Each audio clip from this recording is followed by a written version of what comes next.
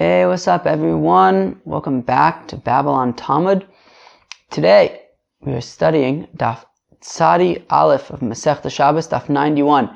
Now with page 91, we are beginning a new parak, a parak called Hamatznia. And what it is talking about is our favorite subjects: Hotza'ah, Akira, Hanacha, Karmelis, reshus hayachid, reshus harabim, Mokom B'tur, all of our favorite stuff.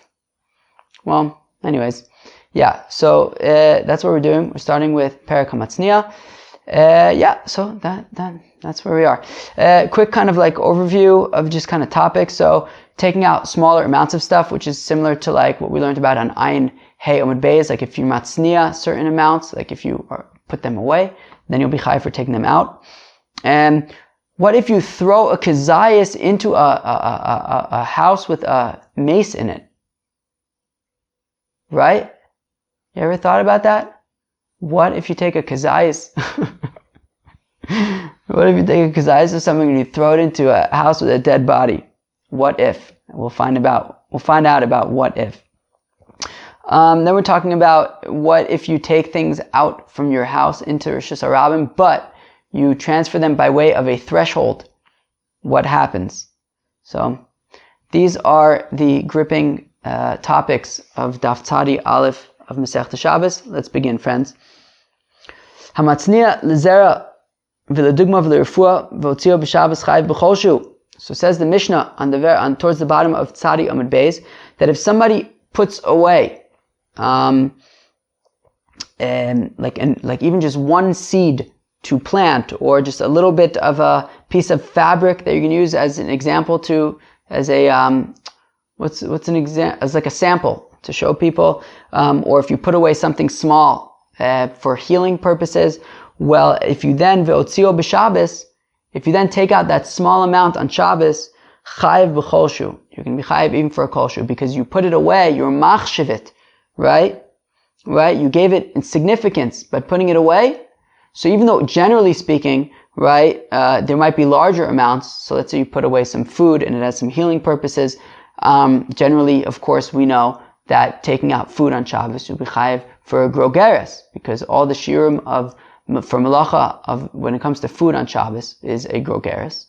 However, if you put away less than a grogeres for refuah, well, because you gave significance to that smaller amount by putting it away, so if you then take out to reshus harabim from reshus hayachid that smaller amount, you will be chayiv a korban chatas.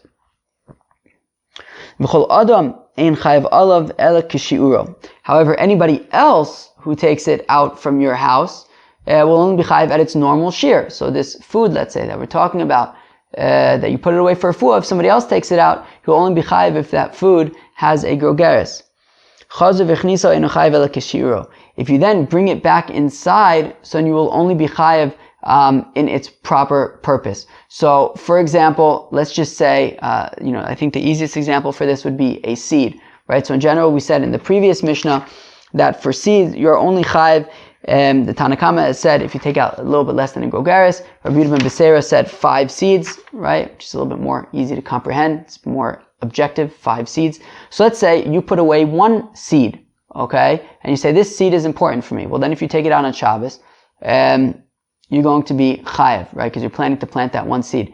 However, what if you took it outside, so you're chayiv for taking that 1 seed, but then you bring it back inside?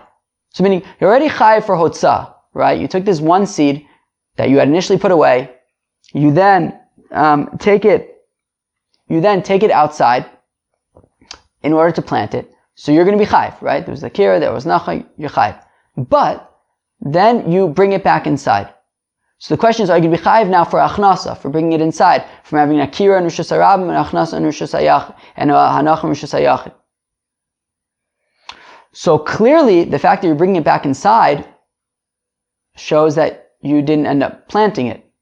So does the fact that you basically changed your mind and now you're just basically putting it inside, so we're saying what? So now it goes back to, reverts to the regular shear for hotzah and achnasa of seeds, which is According to Rabbi Yehuda ben Beser, it's 5 seeds, and this is only 1, right? Or less than a grogeris, which would also be more than 1. So since clearly your intention is no longer to plant it, that's why you're bringing it back inside, so then the shear would just be the normal shear for it, which would be either a little bit less than a grogeris or 5 seeds. Okay. Frek the Gemara. The Gemara wants to know, Lama le lemisne hamatznia lesne hamotzi lezer v'ledugma v'lerefua chai b'choshu. So again, Lama le lemisne hamatznia. How come the Mishnah says hamatznia, somebody who puts away a seed for planting? Lesne hamotzi. What it should say is somebody who takes out from his house in order to, lezera, to plant, u'ledugma, or for a sample for clothing, v'lerefua, or for healing, chayv b'choshu. After all, you're not chayv for putting it away. You're chayv when you then take it out to reshus harabim. So why doesn't it say hamotzi? Why does it say hamatzniya? So Amar Abaye, Abaye answers, hachab mayaskinan. What are we talking about over here? Kugon shetzniyo. For example, he put it away. So he took 1 seed, he put it away, he's going to plant this seed. Fine. V'shachach lama etzniyo. And then he forgot why he hid it away. So he no longer remembers his intention that he had to plant this 1 seed. V'hashta kamapikle stama. And now he's being motziet to reshus harabim, but stam. Not with the intention of necessarily planting it, just, I don't know what his intention is, but he took it out to reshus harabim. Now initially he had put it away to plant it. But that's not his kavanah when he actually took it out to reshus harabim. Took it out to reshus harabim, it's just, I don't know, for whatever reason, I'm taking out this seed. So mahadetema, batule betela machshavto. So I may have thought to say, well, his initial intention of planting this seed is null and void now because he totally forgot about it. And therefore, we should just judge this seed based on the normal shear of seeds, which would be, a little bit less than a kazayas, or 5 seeds. And here it's only 1, so I would say he's pater. Kamash malan, says Abaye. It's letting us know that kola osa al das rishonu osa, that anybody who does something, such as over here, what's he doing? He's taking out this seed to reshus harabim. He's doing it with the initial intention, whether he knows it or not. And his initial intention was that he put away the seed because he was going to plant it. So even though right now he's being motzi it without the intention to plant it, he's still going to be chayav based on that initial intention that he had when he put it away in order to plant it. Amar Rav Yehuda Amar Shmuel says, Rav Yehuda in the name of Shmuel, Mechayev Hoyer Rabbi Meir Ab b'motzi chita achas lezriya. Fine. So now Rav Yehuda says in the name of Shmuel that Rabbi Meir was mechayev for otzah, even if you brought out 1 seed for wheat, if your intention was to plant it.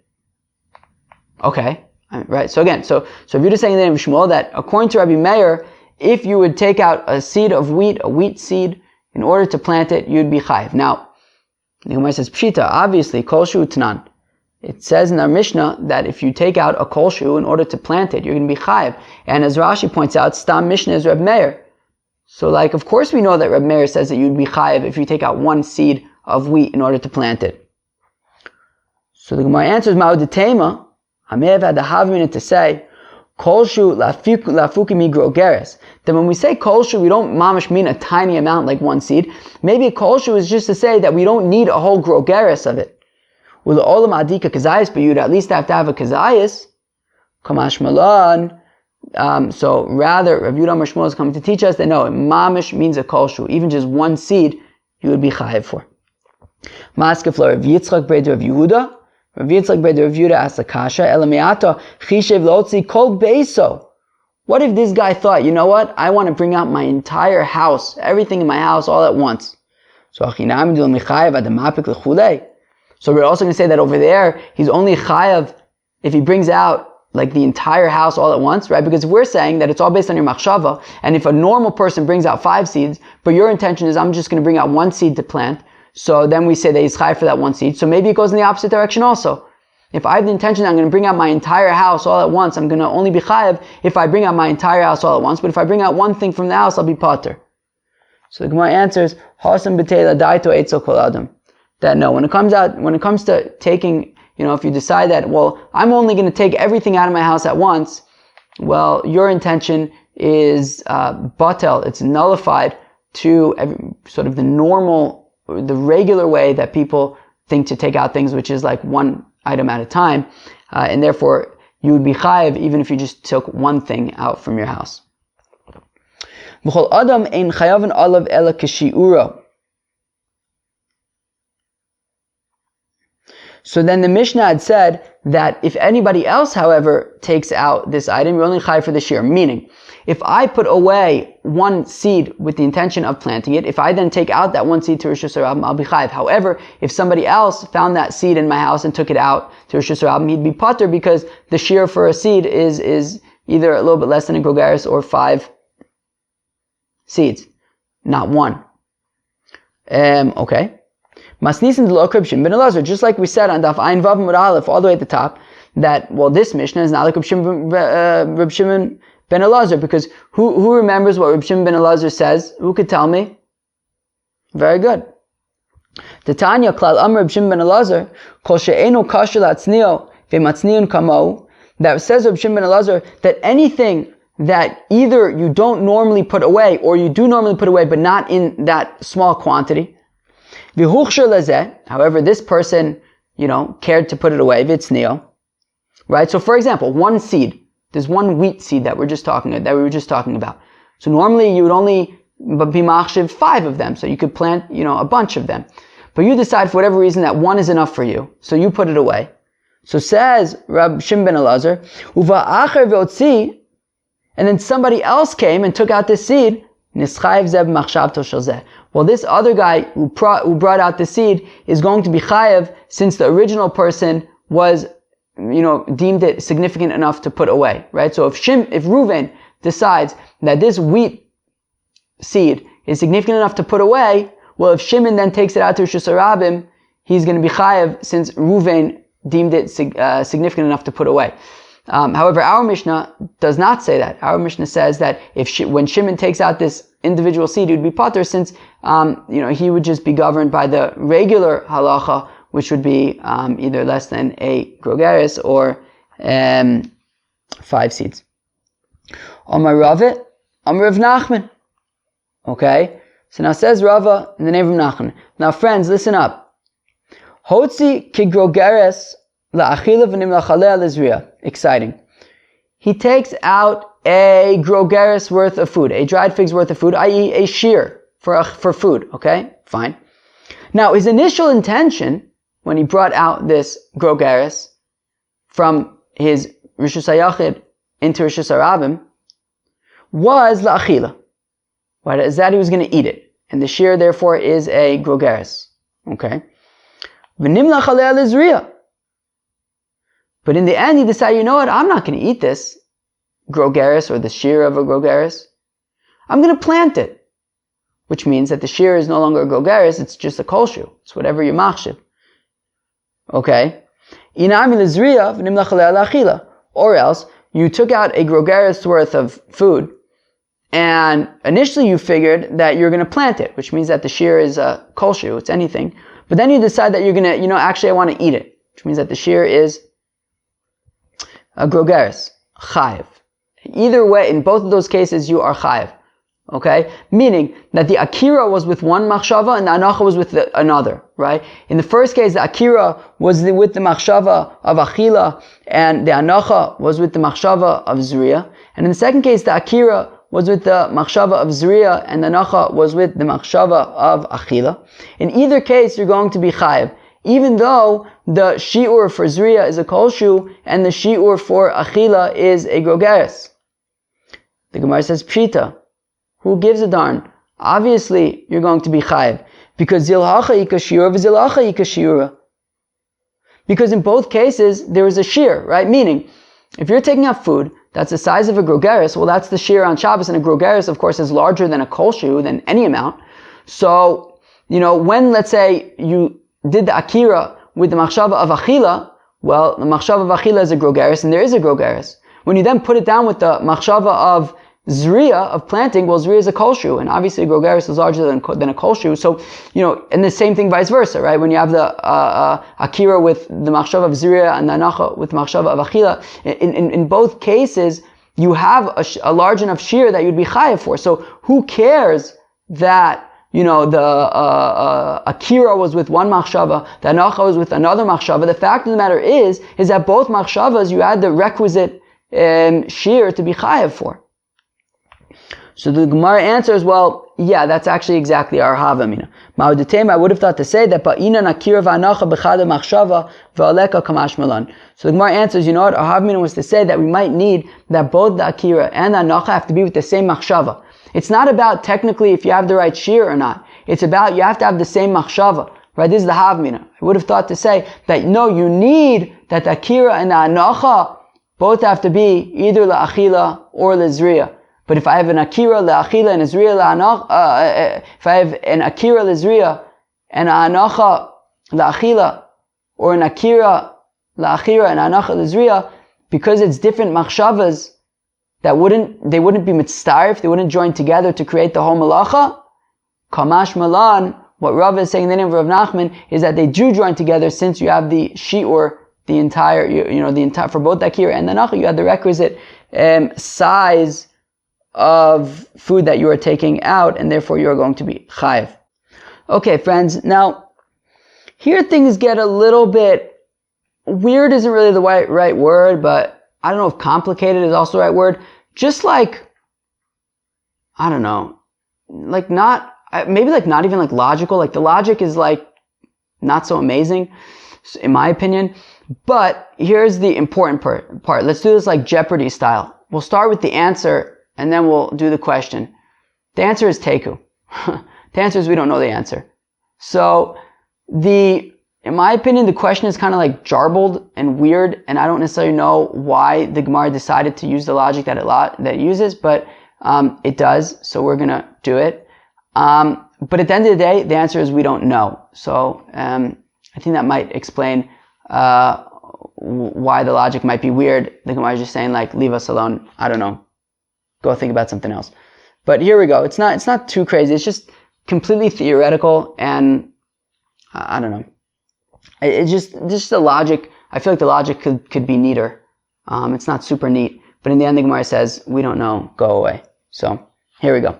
Okay, let's do it. Bai Rava asked, Hotzi chatzi grogeres lizriya. Okay, so let's say a fellow. Let's call this guy Ruvain. Whatever it is. So some guy brings out half a grogeres.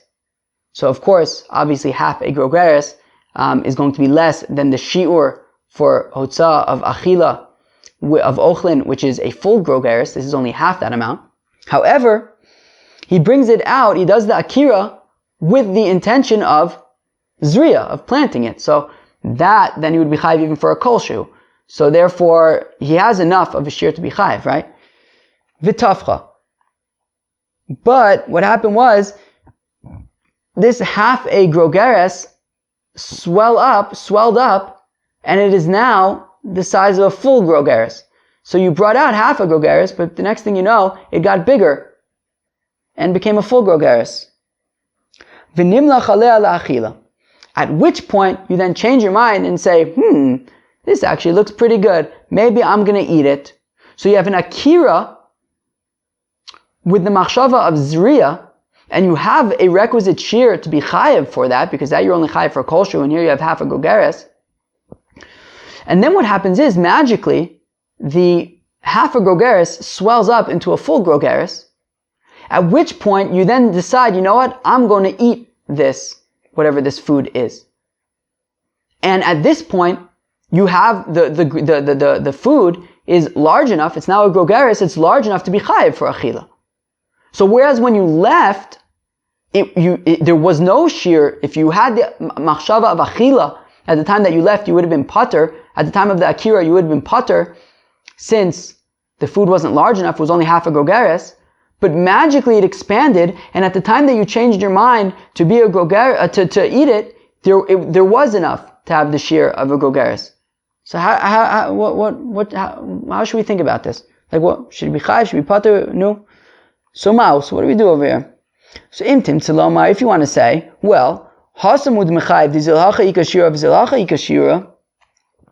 Right? Well, maybe you could say, well, in the previous case, when he brought out a full grogeres, and initially he had an intention for zriya, and he changed his mind to achila, and we say that he's chayav, because, just a change of, you don't need the same machshava for both. However, there's a difference there, which is that the entire time he had a large enough amount, he had enough food to be chayiv either for zriya or for achila.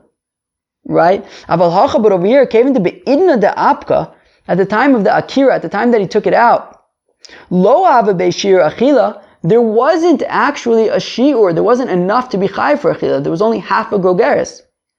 Lo michayiv. So now when the food magically doubles in size to become a grogeres, and now you change your mind to achila, and there technically is enough of this food to be chayiv for achila. However, at the time that you took it out, there wasn't enough to be chayiv for achila. Therefore, you're going to be pater here. The hanacha cannot be mitzaref, cannot join together with the akira to create the complete melacha of hotza'ah to be chayiv.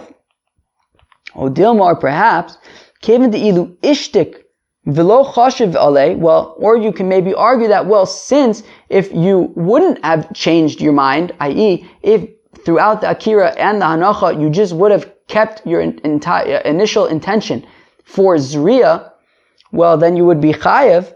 So michayiv amachshava de zriya, so you'd be chayiv for the machshava of zriya. So hashtanami michayiv. Well, now also he will be chayiv, because the fact that it expanded and he now has a machshava of achila is not going to make anything any worse. And the akira and the hanacha can be mitzaref, and that's that. Okay, fine. Now the Gemara doesn't answer it. It just kind of keeps on building on its question. V'imtim tilomer. And if you want to say, kevan de ilu ishtik v'lo chashiv alei michayev amachshava dezriya. And if you want to say, well, since if he would have just not changed his thought at all, right? If he would have just been quiet, v'lo chashiv alei, and he wouldn't have had the second machshava of eating it, michayev amachshava dezriya, so he would have been chayev for the initial machshava of zriya, of planting it, right? Since he had at least a kolshu. Hashtanami michayev. So therefore, here also, now that he had the machshava of achila, now that it expanded, so he's also going to be chayev, since initially, if he would have just not changed his mind at all, he certainly would have been chayev. Well, what about this case? Hotzik you go geres la achila. What if the opposite happens? What if you took out, so you did your akira, and there was enough food to be the size of a dried fig, and you were going to eat that. So you had enough of a shear for eating of a dried fig. But vitsamka, it shriveled up. V'nimlach alei lizriya, and then it shriveled up, and when he shriveled it up, he decided, you know what, actually I'm going to plant it. Okay? So there was essentially a shi'ur for both of them, right? Meaning, at the time of the akira, there was the size of a grogeres, and it was going to be for achila, so you'd be chayiv for that. Then he changed his mind, and at the time of the hanacha, he decided he's going to plant it. Well, even though it shriveled up, for planting, you're only chayiv for a kolshu, and there's a kolshu. However, based on the logic that, like, if the initial machshava was still there throughout, well, the initial machshava needed a grogeres in order to be chayiv. However, now you have less than a grogeres because it shriveled up, right? Right? So what do we say? Hacha over here, vadai ki ishtik amachshava kamai selo michayev. Well, certainly if he just would have been quiet, i.e., if he didn't change his mind at all, if he would have just done the akira with the machshava of achila and the anacha with the machshava of achila, he would be pater, since at the time of the anacha there isn't a shir achila, there's less than a grogeres. So odilma pasar hashtaz linan umechayev. Maybe we go based on now, and right now, even though there's less than a grogeres, but right now he's having a machshava of zriya, and there is enough to be chayev for a machshava of zriya, which is a kolshu. So maybe he would be chayev. Okay, vimtim tzelomar. Just keep with it for like another 1 minute until we say teku. Vimtim tzelomar. If you want to say basar hashtaz linan umichayev, that, well, we just go based on whatever it is right now, and we'll say it's chayev for this shriveled up food, since his intention is to plant it and all you need is a kolshu. Well, what about this other confusing case? Well, not really confusing, just theoretical. Well, hotzi ki grogeres la'achila. Okay. What if you did the akira with the anacha of, with the machshava of achila, of eating it, and it was the size of a grogeres? Fine. So you theoretically, it would be a good akira. Vitsamka. And then it shriveled up. But guess what happened? V'chazor v'tafcha. And then it expanded again. Ma'u.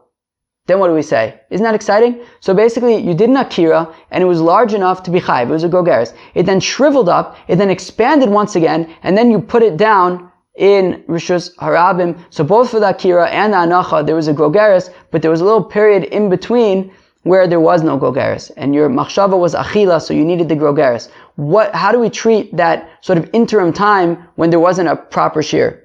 So do we say yesh dichur lin in Shabbos or ain dichur lin in Shabbos? Do we say that there is the concept of being pushed off when it comes to Shabbos, and therefore once already the size of this thing became less than a grogeres, it's off.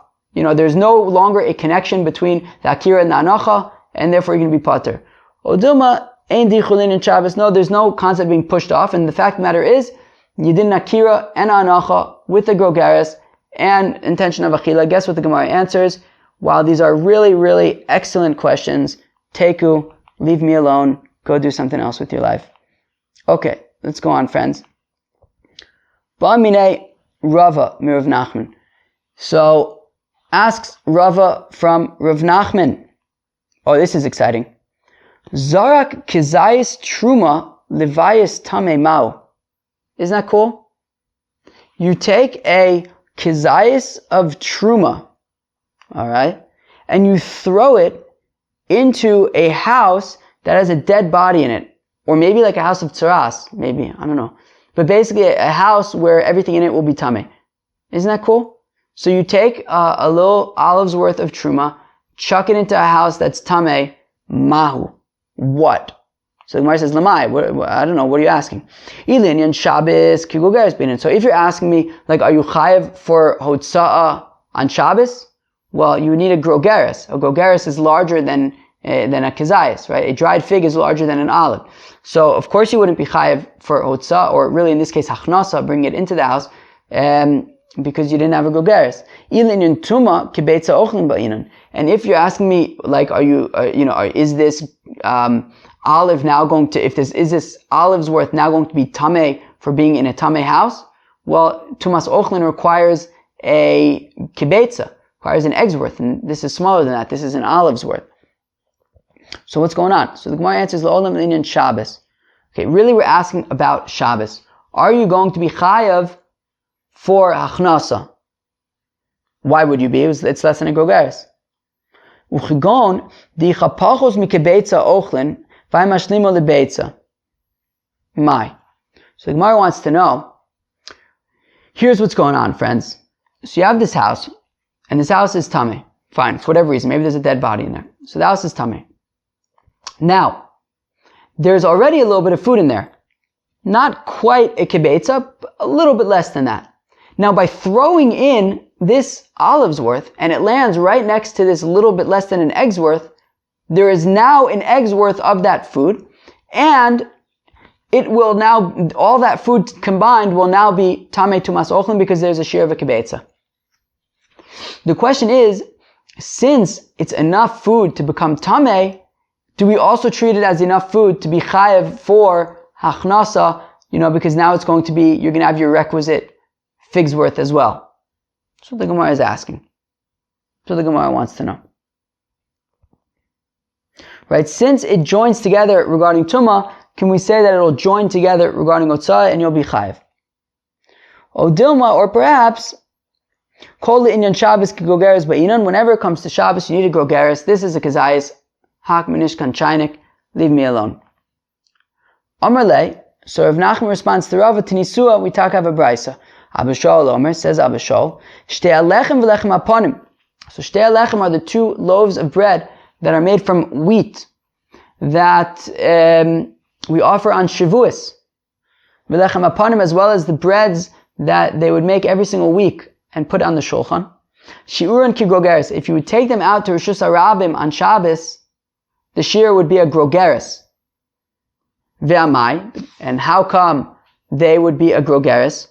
Lema, let's say, midil inyan yotze b'chazayis linin Shabbos nami b'chazayis. Let's say, well, 1 second. Well, let's say that 1 second. When it comes to shtei alechem, and when it comes to lechem apanim, so there's an additional factor here, which is that these things have to stay in the azara. They have to stay within the sort of, I don't know if it's called like the courtyard of the temple, but like the area where you eat like kachim and stuff. So the azara, I think that includes like the ezras nashim, ezras yisrael, all that stuff. So over there, if you take that food, if you take that shtei alechem or lechem apanim outside of the azara, even if you take a kizayis worth outside of the azara, it's pasul biyotze. It's what's called yotze, right? Since it's pasul when it goes outside of the azara, and that is by a kizayis. So let's say that since you would be chayav for taking out this bread out of the azara by a kizayis, so let's say that the same thing applies also for taking this bread out to reshus harabim, and you should be chayav for a kizayis. But we don't say that. We say that nonetheless, by otzah, on Shabbos, this shtei alechem and this lechem apanim maintain their shear of a grogeres, that you're only going to be chayav for taking it out to reshus harabim by a grogeres, even though it would be possible when taking it out of the azara by a kizayis. Kilu, we don't say, well, since it's already going to be possible by a kizayis in terms of taking it out to the azara, so let's keep that same shear of a kizayis also and say that you're going to be chayav for taking it out to reshus harabim by a kizayis as well. We don't say that. Rather, we say that by otzah, it's going to be, you're going to be, meaning by taking it out of the azara, you're going to be chayav, it's going to be possible by the shear of a kizayis, and yet when it comes to taking out to reshus harabim, it's going to maintain its shear of a grogeres. So therefore, we want to, so Rav Nachman wants to say that is a proof that also over here we separate the shiurim, and we say that even though this olive's worth is joining together with whatever food was in that tamei house to create this kibetza, but that's completely separate. Right, and that'll be tamei linyan tuma. It's completely separate from hotzah to say that you'll be chayav for hotzah. No, we're still going to hold on to our shear of a grogeres and say, look, you chucked an olive's worth into the house. You need a grogeres' worth. But the Gemara says maybe that's not a good proof from that brisa. Over there by that brisa, by the shtei alechem and the lechem apanim, mid'apke chutz l'chomas azara ifsil le biyotze, but a Shabbos lo mechayev ad demapik le reshus harabim. Hacha Shabbos v'tumah b'adei adadi ka'asyan. So the Gemara says, wait, but maybe Rav Nachman's proof from that brisa is not a good proof. Remember, Rav Nachman wanted to say that since when it comes to the shtei alechem and the lechem apanim, even though the shiur for taking it out of the azara is a kizayis, we still maintain the shear of a grogeres regarding hotzah. And therefore, we wanted to say that also when you chuck this kizayis worth into the house, it would have to be a grogeres' amount, and it doesn't matter that it joined together with the food in there to create the kibetza. For tuma, we're not going to say that it's chayav for this kizayis. But the Gemara wants to say, maybe we would be chayav by that tamei house for this kizayis. How come? Because when it comes to taking out the shtei alechem and the lechem apanim, it's in phases. When you take it out of the azara, you're going to be chayav for, it's, and this shtei alechem and lechem apanim is going to be chayav, not chayav, pasul, once you take it out of the azara. At that point it's pasul, and for that the shear is a kazayis. But you're not yet chayav for hotzah, for Shabbos, until you actually go out to reshus harabim, which is going to happen later when you get to reshus harabim. And that is why by shtei alechem and lechem apanim, the hotzah for Shabbos maintains the shear of a grogeres, because it's happening at a separate time to when you take it out of the azara. So therefore, the shear for taking it out of the azara is a kazayis. When later you take it out to reshus harabim, the shear is going to be a grogeres. However, I can argue that when it comes to chucking this kizayis worth into the house, and it lands right next to the other food, and it creates a kibetza linyan tuma, well, at tumas ochlin, so at that's the exact same instant that it would theoretically be chayav for achnasa on Shabbos as well. So maybe we would say that since it's joining together with the food to create the kibetza to be considered tamei for tumas ochlin, at this point it would also be considered significant enough to be chayav for achnasa. That's what Rav is asking, and the Gemara doesn't answer it. Leaves it unresolved. Okay. Now the last statement in the Mishnah was chazer v'chnisa eno chayav ela kishiro. Right? We said that if so let's say this fellow had put away one wheat seed because he wanted to plant his one wheat seed, and he took it out to reshus harabim. So we said he's chayav, even though normally you have to take out a few more seeds, but since he's machshav this one seed, he's going to be chayav. Fine. Let's say he then changes his mind and he brings it back inside. Right? We're assuming that he was like in his storage house and he took out this one seed. First he had put away this one seed, now he takes out this one seed, then he changes his mind, you know what, he doesn't want to plant the seed, so he's putting it back in his storage house. So, in this case, we say he's going to be potter, because clearly he's not planting it, because he's putting it back. So, well, the normal shear for taking out seeds, or in this case, bringing in seeds, right, which are the same thing, because achnas is a tolada of hotzah. So the normal shear would be multiple seeds, right? Either a little bit less than a gogeres or 5 seeds. So we'd say it's just a normal shear, so he's going to be potter. So Gemara says, Pshita, obviously he's going to be potter. The normal shear is less than a gogeres or 5 seeds, which is larger than just 1 seed, and clearly he's not planting it anymore. Of course he's going to just be governed by the regular shear. So Amar Abaye said, what are we talking about over here? Kigon shezarko le'otzar u'mukomo nikar. It's talking about when he changed his mind and he decided he's not going to plant it and he's going to put it back. What he did was he chucked it into the storage area, okay, which is a reshus hayachid, with all the other seeds over there, but it landed in an area where it's still recognizable which seed it is. And the question is, by chucking it into that area, is he basically saying, look, I'm not interested in planting this one seed anymore. I'm done, and therefore it's just treated like all the other seeds, in which case he would need the regular shear, which is larger, and he would be potter. Or do we say, since it's still in its own place, within the storage house, it's clear where this seed landed, well, he still is machshiv this one seed, and even by putting it back, it's still, the shear is going to remain, the size is going to remain as one seed. That is the kasha. I may have thought, Kevan de Mekomo Nikar b'milsa kamaisakai. I may have thought, well, since I could still tell exactly where that one seed is, well, then it retains its initial significance, and I'd be chayav for achnasa even for this one seed. Kamash malan midazarke laotza batulibatle. So it's the Mishnah is saying that when the Mishnah tells us that what does it say?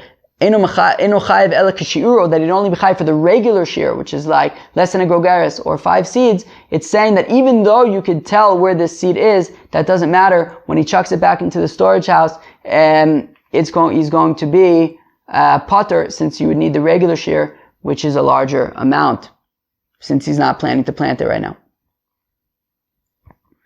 New Mishnah. Hamotzi ochlin. Okay, somebody who takes out food on Shabbos, okay? Well, he kind of takes out food on Shabbos. Unisanan ala yiskopa. He doesn't exactly take it from his house and bring it out to reshus harabim. Rather, he puts it on the threshold of his doorway. Okay? We're going to find out what exactly this threshold is. So, bein shechazer v'otzion, whether he then picks it up off the threshold and brings it out to reshus harabim, bein sheotzion acher, whether somebody else picked it up off the threshold and brought it into reshus harabim, potter. So, there's going to be no chiyuv at all for anybody, whether for him, whether for the other person. Since he didn't do he didn't do the malacha at once. He didn't pick up this food in his reshus hayachid, take it out to reshus harabim. He didn't do that. Instead, he kind of took a middle step, which is he put it down on the siskopa first, before then taking it out to reshus harabim. So in that case, he's going to be potter. Kupa shehi melea peris. If you have a basket that is full of fruits, Unusana al iskopa achitzona, and you put it at the edge of the threshold. So again, so you have some kind of basket, and you put it at the edge of the threshold. So ke'ilu, even if you have most of the basket outside in the reshus harabim, but as long as a little bit of the basket is still in the threshold area, so you're going to be pater. Hachiyotzi es kol hakupa, until the entire basket is in reshus harabim. Okay. I don't know if I said reshus hayachid, reshus harabim, meaning you take the basket from reshus hayachid, right? You then take it to reshus harabim, but instead of putting the basket entirely in reshus harabim, a little bit of it is still in the threshold, so you're going to be pater since a little bit is still in the threshold. You need until you have the entire basket in reshus harabim. Fine. The Gemara wants to know, Hai iskopa mai, what is this threshold? Is it a reshus hayachid? Is it a reshus harabim? Is it a karmelis? Is it a makom p'tur? What is it? So, remember all this stuff? I'm sure you remember it like it was yesterday. Can you imagine? It was actually 3 months ago. Crazy.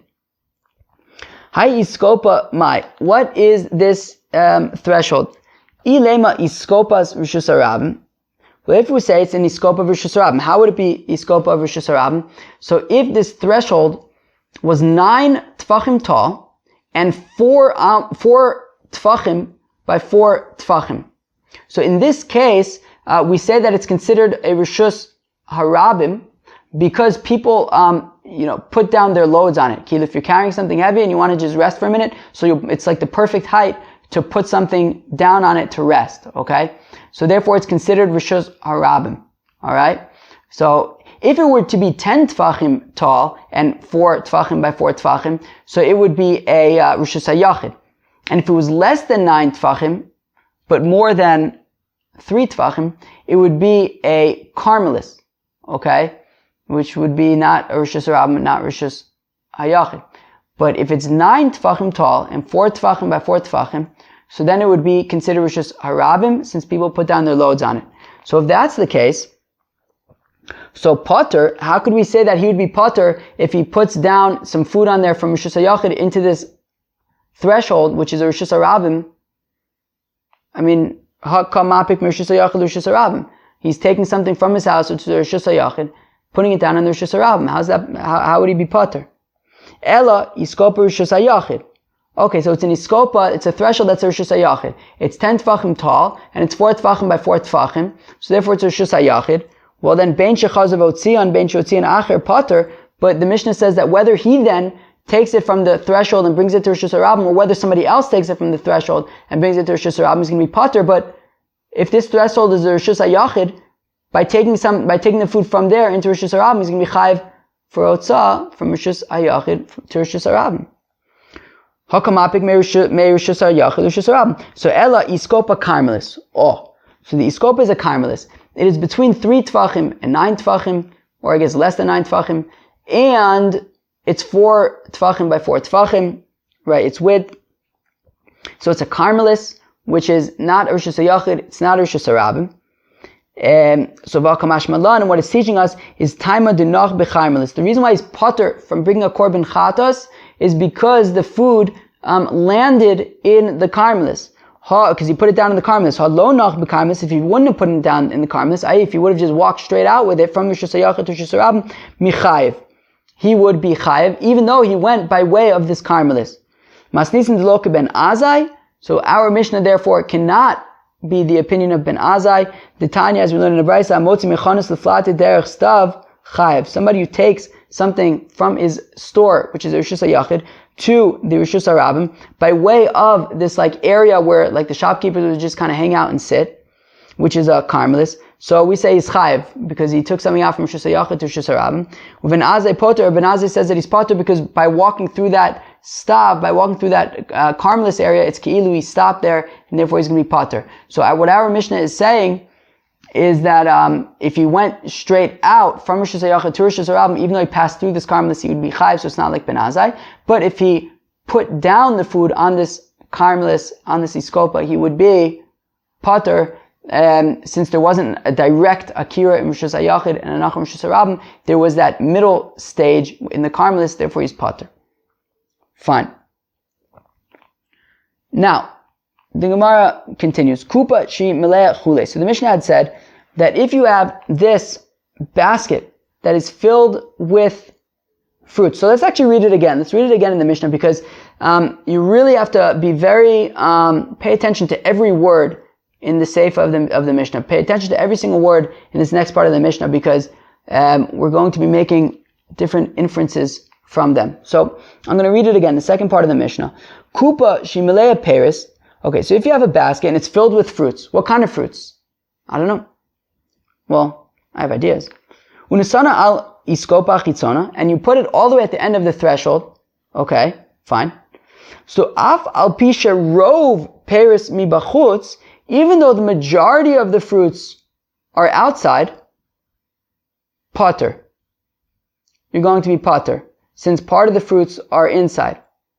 Okay, so that sounds like it depends on, some of the fruit actually needs to still be inside in order to be pater. But then we say, achi yotzi es kol hakupa. You're going to be pater until you bring out the entire basket. Which sounds like it's not actually based on whether the fruits are inside or outside. Theoretically, you can have all the fruits outside, but still in the basket. But we're still saying they're going to be pater until you bring out the entire basket. So is it based on where the fruits are? Is it based on where the basket is? That is going to be what our Gemara is concerned. So Amar Chizkiya, so says Chizkiya, lo shanu ele bekupa melea kishuin udluin. So, says Chizkiya, it's based on the fruits. That as long as some of the fruit is still inside, is still in the threshold, so we'll consider it as if it's, still, since part of it is still inside, we'll consider it as if it's still inside, and therefore, that's why you're not going to be pater. Okay? But that's why you're not going to be chay. That's why you are going to be pater. Right? So, lo shanu ele bekupa melea kishuin udluin. When we say pater, that's only talking about a basket that's filled with cucumbers, gourds, things that are longer, things that are larger, that you can have part of it in reshus harabim and part of it still in the reshus hayachid, or at least the carmelis. But what if the basket was filled of like mustard seeds? So you're going to have some of the mustard seeds that are entirely outside, which means that you've brought some of these mustard seeds outside. So chayiv, in that case, Chizkiya says that you are going to be chayiv even though part of the basket is still inside. Alma kasaver eged kli losh me eged. So we see that Chizkiya, as far as he's concerned, eged kli losh me eged. The bundling together of the vessel is not considered bundled together. Meaning, even though part of the kli, part of the basket is still inside the iskopa, okay? However, that doesn't matter. Meaning, you have some of these mustard seeds that are now in reshus harabim.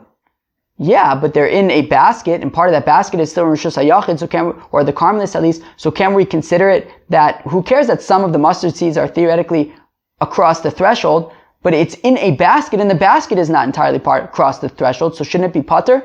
Chizkiya says, no way, not pater.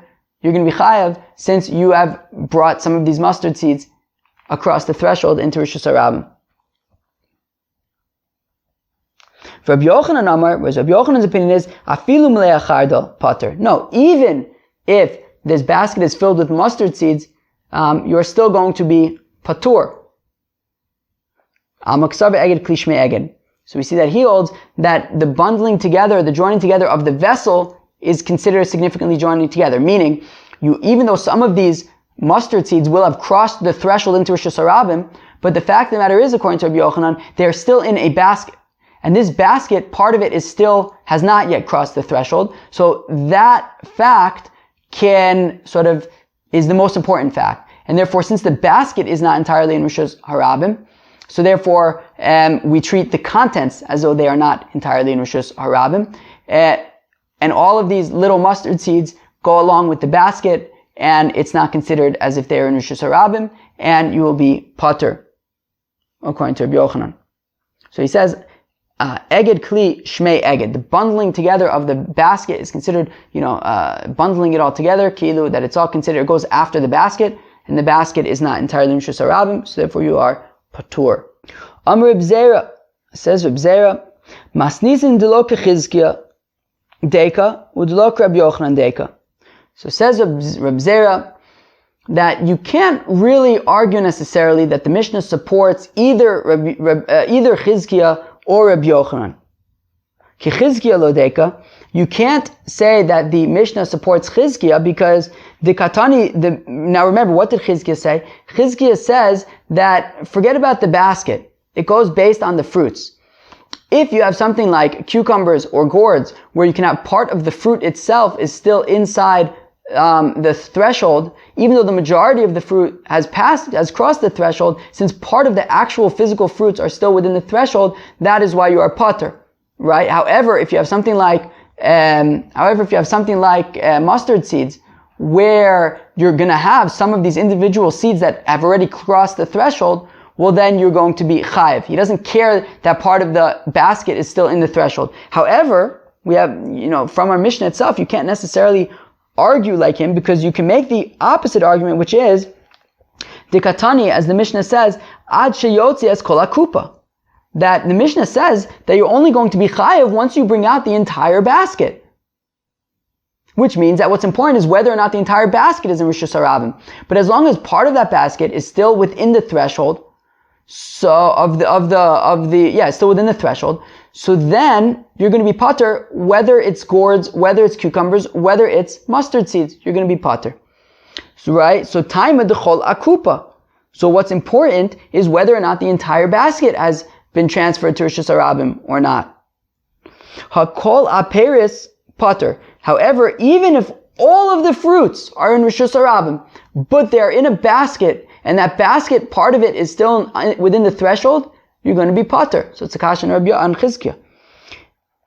Alma kasaver eged klishme eged, which means that as far as our Mishnah is concerned, it goes based on the kli, right? Being bundled together with the kli is what's considered, is considered bundling it together. That basically everything goes based on the kli. And as long as part of the basket was in the threshold, you're going to be potter. Rabbi Yochanan lodeka, but at the same time, you can also say that it doesn't exactly support Rabbi Yochanan, dikatani, because our Mishnah says, af al pi sherov peres bachutz, because the Mishnah says that in the first part of the seif of the Mishnah, it says that even though the majority of the fruits have crossed the threshold, since part of the fruits are within the threshold, you're potter. And what that means is things like cucumbers and gourds that are longer, that even though the majority of them are outside, since part of them are on the inside, that's why you're potter. But if it was something like mustard seeds, you would be chayav even though part of the kli is within the threshold, right? Tamei of Paris. The reason why you're potter is because only the majority of the fruits have crossed the threshold, but part of the gourd and the cucumber are still within the threshold. Hakol Paris, but if you have the entire fruit having crossed the threshold, like mustard seeds, afagav da agida kupa migavai, even though part of the basket is still within the threshold, chayev. You're still going to be chayev. Alma ksaver eged kli lo shmei eged, which we see that sort of the bundling together of the vessel is irrelevant. And even though part of the kli is still within the threshold, that's irrelevant if you have, the entire fruits on the other side of the threshold, such as if you have mustard seeds. Ve'ela kasha. So we see that basically we have kashas on both Rabbi Yochanan and Chizkiya. So Chizkiya mataritz the tamei, Rabbi Yochanan mataritz the tamei. Both Chizkiya and Rabbi Yochanan are going to explain the Mishnah to make sense with their view. Chizkiya mataritz the tamei. So Chizkiya explains how the Mishnah can make sense according to him. What's the kasha in Chizkiya? Kasha in Chizkiya is from the end of the Mishnah, where it says that what's important is that part of the basket, if it's still within the threshold, you're going to be potter, even though you might have mustard seeds that have entirely crossed the threshold. So he answers, Ad sheyotzi es kol akupa, when it says that you're only chayiv if you take out the entire basket, and implying that you'd be potter as long as some of the basket is inside, even if all the fruits have crossed the threshold. That is only when you're talking about a basket that's filled with cucumbers and gourds that, until the entire basket is in reshus harabim, you're still going to have some of those cucumbers and gourds within the threshold, and that's why you're going to be potter, and that's why you're only chayiv once you bring the entire basket out. But if you have a basket filled with mustard seeds, well, So even if part of the basket is still within the threshold, it's as if the entire basket has crossed the threshold into reshus harabim, and you're going to be chayav since you have those small seeds that have entirely crossed the threshold. Rabbi Yochanan tamei. Now Rabbi Yochanan is going to answer according to his reasoning. The kasha on Rabbi Yochanan is going to be from the fact that we said if the majority of the fruits, even though they've crossed the threshold, you're still going to be pater since part of the fruits are within the threshold, right? Which implies that if you have something like mustard seeds that have crossed the threshold entirely, you would be chayav even though part of the basket is still within the threshold. So afal pisha rov peres bachutz, when we say that even though the majority of the fruits are outside, implying that you still need some of the fruit to be inside, such as with cucumbers and gourds. Velo rov peres bilvad el afilu kol peres pater achiotias kol akupa. Rabbi Yochanan is just going to say that it's not only when you have the majority of the fruits, but even if the entire fruits were outside, it would be ki'ilu, they are still inside as long as part of the basket is within the threshold until you take out the entire basket. Okay, Seder. Meisvei, we have a kasha against Chizkiah. Hamotzi kupas harochlin. Okay, we have a brayso that says that if somebody takes out a container of perfume, unisana al iskopa achitzona, and he puts it on the outer part of the threshold. Okay, so you have some kind of a container. In the container, there's perfume, and you put it on the outside of the threshold. Part of the container is in reshus harabim, part of it's in reshus hayachid. Afal pisha rov minin bachutz, even though the majority of the ingredients of the perfume are in the reshus harabim, nonetheless, pater ad shotzias kol akupa. We said that you're going to be pater until you bring out the entire container of perfume. Because and we're assuming that it's talking about where there's little seeds of perfume, little bits of perfume. And we're saying that even though some of these bits are entirely in reshus harabim, you're still only going to be chayav once you take out the entire container.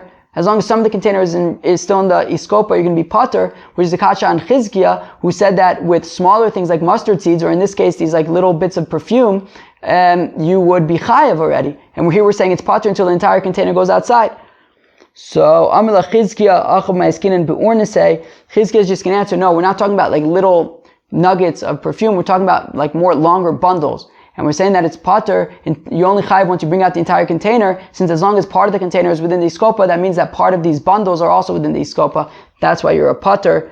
But Chizkiah would say that if part of these, little nuggets went entirely into reshus harabim, even though part of the container is still in the iskopa, you would be chayav. Okay, well that was Daf Tzadi Aleph Masechta Shabbos. Let's do a quick recap of the daf. So we started a new parak hamatzniah, and we talked about if you take out these kind of small amounts that you give significance to by putting them away, if you then take them out, you're going to be chayiv. The question is, well, if you're only chayiv once you take them out, why does it say that you're chayiv for putting them away? So Abaye said that the chiddush is that even if you forgot the reason why you had put them away, and then you took them out later, we don't govern your hotzah like regular hotzah, that you'd only be chayiv for sort of larger amounts. You would still be held accountable for the smaller amount when you had initially put it away with that machshava with that kavanah that you had forgot about. Okay? Rava says the name of Nachman, so even if the akira and the anacha were with two different intentions, right? Let's say you had an akira with an intention of zriya, and which has a shear of a kolshu, then you had anacha with an intention of achila, which has a shear of a grogeris, you're still going to be chayiv, assuming that you had a grogeris the entire time, since you had a large enough shear the entire time, even though the kavanah was different. We then got into this sort of abstract thing about what if you have half a grogeris that magically swells up to a whole grogeris, if you have a whole grogeris that shrinks into smaller than that, or what if it was a grogeris but then got smaller, then got larger again, and then we said teku, whatever it might be. We had the very exciting sugya of throwing in a kazayas of truma into a tamei house. Wasn't that exciting? So the question was, are you going to be chayiv or not? Meaning, for it to be chayiv for hachnasa, do we say you need a grogeris, or do we say, well, since it's joining together with the other food that was already in the house to create a shear of a beitza to be tamei tumas ochlin, maybe you also be chayiv for Shabbos? In the end, it basically went unresolved. And then we had a new Mishnah which talks about taking food from reshus hayachid into reshus harabim, but by way of this threshold. Okay, by way of this iskopa, the threshold of the doorway. Okay, so first we had to establish what exactly is this threshold. We said it can't be reshus harabim because then you'll be chayav from taking the food from your house and putting it in this reshus harabim threshold. We also said it can't be reshus hayachid because then you'll be chayav from taking it from the threshold into reshus harabim when you take it outside. So we said it must be a karmelis. Okay, and we said that the point is that you're pater because you put it down in the karmelis, in this threshold karmelis. But if you would have taken it directly outside, you would be chayiv, unlike Ben Azai, who says that you would be pater even for simply just taking it, walking it through the threshold, says it's ki'ilu, you stop there. Okay? And then we finished up with, if you kind of put a basket on a threshold, how do we deal with that? Meaning if you have a basket, the majority of the basket is outside, right, is in reshus harabim, but part of it is still within the threshold, which is you're going to be pater for because it's a karmelis. How do we treat that? Do we look at the contents of the basket and say, well, as long as some of the contents have already crossed the threshold, you would be chayiv, and that would be Chizki's opinion, who says, eged kli lav shmei eged, that we don't, do everything based on the basket, and part of the basket was in the threshold. We don't say that. We actually look at the contents of the basket and say, well, if it's something like mustard seeds where part of the, where some of the seeds have already crossed the threshold, therefore you're chayiv for taking those out. However, something like cucumbers or gourds that are longer and part of them are still within the threshold, you would be pater. And then you have the opinion of Rabbi Yochanan who says, no, we don't look at the contents of the basket, rather we look at the basket. And as long as part of the basket is still within the threshold, you're going to be pater until you take out the entire basket. So friends, that was Daf Tzadi Aleph. I hope everybody had a great time learning this daf, and I look forward to seeing everybody tomorrow. Peace.